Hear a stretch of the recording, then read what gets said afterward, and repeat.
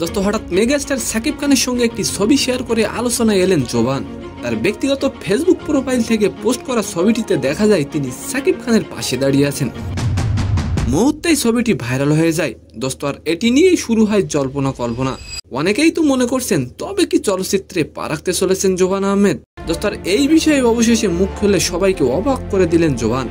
দোস্ত ঈদের আগে জোবান অভিনীত নাটক আশিকি নিয়ে সামাজিক মাধ্যমে সমালোচনার ঝড় বয়ে গেছে। গায়কের চরিত্রে তার অভিনয় ও গাওয়ার ভঙ্গিমা নিয়ে ট্রোলও কম হয়নি।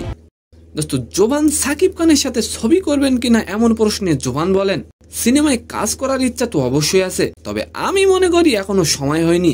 আরো কিছু ভালো কাজ নাটকে দিতে চাই, তারপর চলচ্চিত্র নিয়ে ভাববো। দোস্ত জোবান আরো বলেন, সিনেমা একটি বিশাল মাধ্যম যেখানে পা রাখার আগে নিজেকে আরো প্রস্তুত করতে চাই।